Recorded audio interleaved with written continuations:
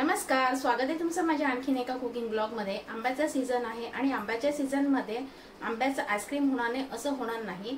तर मी दरवर्षी आंब्याच्या सीझन मध्ये आंब्याचं आईस्क्रीम करते। तर आज मी आंब्याचं आईस्क्रीम बनवणार आहे। चला तर बनवायला सुरुवात करूया। मँगो आईस्क्रीम बनवण्यासाठी मी काय काय साहित्य घेतले हे आधी मी तुम्हाला दाखवते। मी इथे 1 कप व्हिपिंग क्रीम घेतला आहे।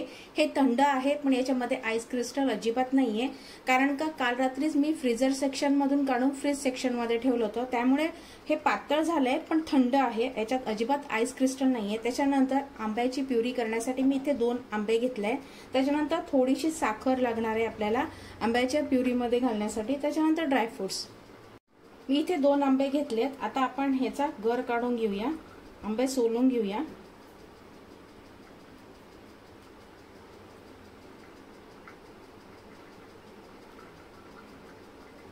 आंब्याचा सगळा गर काढून घेतलाय एका मिक्सरच्या भांड्यामध्ये। आता याच्यामध्ये 2 ते 3 चमचे मी साखर टाकते, कारण का आंबा थोडासा गोड कमी आहे म्हणून। आता ह्याची आपण प्युरी करून घेऊया, म्हणजे मिक्सरला छान बारीक वाटून घेऊया। आंब्याची छान प्युरी करून घेतली आणि मी इथे 1 आंबा असा बारीक कट करून घेतला आईस्क्रीम मध्ये टाकण्यासाठी। आता आपण व्हिपिंग क्रीम एका भांड्यात काढून घेऊया। व्हिपिंग क्रीम आपल्याला आता बीटरच्या सहाय्याने बीट करून घ्यायचे। मी फर्स्ट मोड वरती हे 1 मिनिटभर बीट करून घेते। फर्स्ट मोड वरती मी हे बीट करून घेतलंय। आता हे डबल सुद्धा झाले, सॉफ्ट पीक यायला सुरुवात झाली आहे। आता आपण याच्यामध्ये जे आंब्याची प्युरी केली होती ती आपण याच्यामध्ये घालून घेऊया।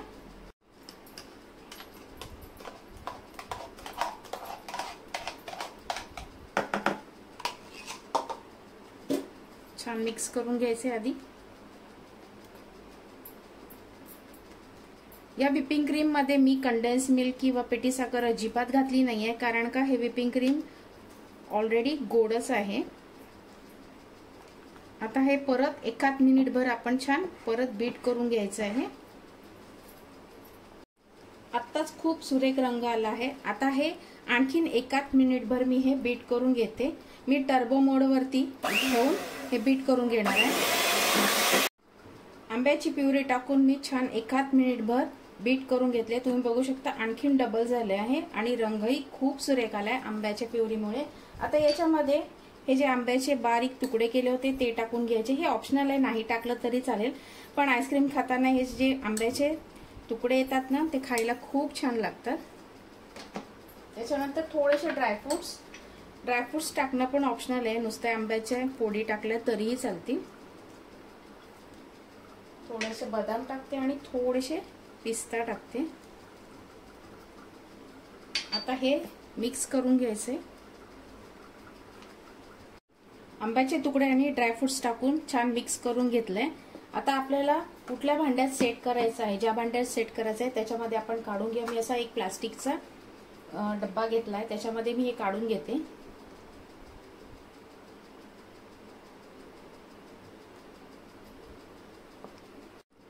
मी आईस्क्रीमचं सगळं बॅटर या भांड्यामध्ये काढून घेतलंय। त्याच्यानंतर माझ्याकडे असे आईस्क्रीमचे मोल्ड होते, मी त्याच्यातही काढून घेतलंय। आता याच्यावरती हे आंब्याचे तुकडे टाकून घेऊया, दिसायला छान दिसतात म्हणून। तुम्हाला हवे असं तर टाका, नाही तर नाही टाकलं तरीही चालेल, कारण का आपण आतमध्ये सुद्धा टाकलेले आहे। याच्यावरती मी आंब्याचे बारीक तुकडे टाकून घेतले, थोडेसे ड्रायफ्रुट्स पण टाकले। हे अगदी ऑप्शनल आहे, नाही टाकलं तरीही चालेल। आता याला एखाद्या पेपरनी, इथे हा बटर पेपर घेतला मी, तो लावते आहे। तुम्ही याच्याऐवजी ॲल्युमिनियम फॉइल किंवा प्लास्टिक लावलं तरी चालेल, म्हणजे याच्यावरती अजिबात आईस क्रिस्टल जमा होणार नाही। आणि हे जे आईस्क्रीमचे मोल्ड होते त्याच्यामध्ये मी असे स्टिक लावले आहे, मुलांना हे असं खायला फार आवडतं। आणि त्याच्यावरती मी हे क्लीन रॅप लावली आहे। आता हे 8 ते 10 तासासाठी किंवा रात्रभर सेट करण्यासाठी ठेवून देऊया। मी आईस्क्रीम रात्रभर सेट करून घेतलंय। आता हे जे आईस्क्रीम मोल्ड मध्ये टाकले होतं ते आधी आपण काढून घेऊया। मी याला एक ट्विस्ट देणार आहे, म्हणजे मी इथे मँगो चोकोबार करणार आहे। तर त्यासाठी मी इकडे डार्क कंपाऊंड न घेता मी इथे व्हाईट कंपाऊंड घेतला आहे आणि ते डबल बॉयलर मेथडनी मी हे मेल्ट करून घेतलं। त्याच्यामध्ये 1 चमचा मी तेल टाकलं होतं, तुम्ही याच्याऐवजी बटर टाकलं तरीही चालेल, पण मी घरी आपल्या तेल असतं तेच मी इथे टाकलं आहे। मी आईस्क्रीम रात्रभर सेट करून घेतलं आणि हे जे आईस्क्रीम मोल्ड मध्ये टाकलं होतं त्याला मी एक ट्विस्ट देणार आहे। मी इथे मँगो चोकोबार करणार आहे, तर त्यासाठी मी इथे मिल्क कंपाऊंड आधीच मेल्ट करून घेतलं आहे, कारण का गरम असताना ह्याच्यामध्ये हे डीप होणार नाही, सगळं वितळून जाईल, म्हणून मी हे डबल बॉयलर मेथडनी किंवा मायक्रोवेव्ह मध्ये 30 सेकंद असं 2दा-3दा मी लावून घेतलं होतं, त्यामुळे हे छान पातळ असं झालं आहे। आणि मेल्ट करताना मी याच्यामध्ये 1 चमचा आपलं घरचं जे वापरतो तेच तेल मी याच्यामध्ये टाकलं आहे। आता आपण हे काढून घेऊया। तुम्ही बघू शकता किती छान असं आईस्क्रीम आपलं सेट झालं आहे। आता हे जे आईस्क्रीम सिरप तयार केलं आहे चॉकलेटचं, त्याच्यामध्ये आपण हे डीप करून घ्यायचं आहे।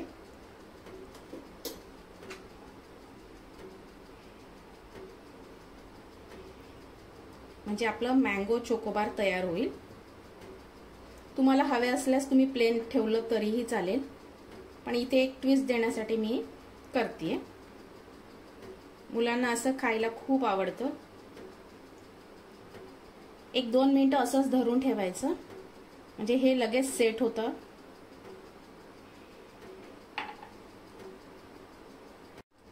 हे आईस्क्रीम आता काढून बघूया। ते मी फ्रीजर मध्ये ठेवलं आहे थंड होण्यासाठी।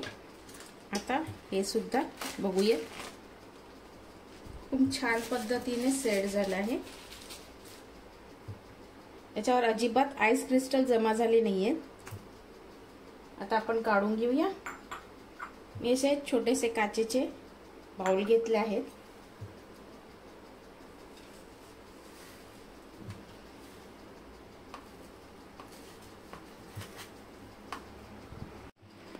मँगो आईस्क्रीम आणि मँगो चोकोबार आईस्क्रीम बनवून तयार आहे। खूप सुरेख दिसतंय आणि खायला पण खूप टेस्टी लागतं। लहान मुलांना हे मँगो चोकोबार खूप आवडतील। तुम्ही हे घरी एकदा नक्की ट्राय करा आणि कसे झाले मला कमेंट बॉक्स मध्ये नक्की सांगा।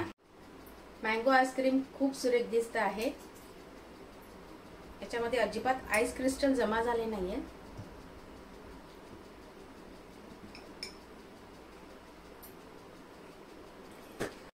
मँगो आईस्क्रीम खूप सुरेख झाला आहे। याच्यामध्ये अजिबात आईस क्रिस्टल जमा झाले नाहीत। बाजारात जशी मँगो आईस्क्रीम विकत मिळते त्याच पद्धतीचं आपलं हे मँगो आईस्क्रीम तयार झालं आहे। खायला हे खूप टेस्टी लागतं आणि मी जे मँगो चोकोबार तयार केले तेही तुम्ही घरी एकदा नक्की ट्राय करा आणि कसे झाले मला कमेंट बॉक्स मध्ये नक्की सांगा। मला खात्री आहे तुमच्या मुलांना हे मँगो चोकोबार आणि मँगो आईस्क्रीम नक्की आवडेल। तुम्हाला जर माझे हे कुकिंग ब्लॉग आवडत असतील तर लाईक नक्की करा। पुन्हा भेटूया अशा छानशा कुकिंग ब्लॉग बरोबर। तोपर्यंत धन्यवाद।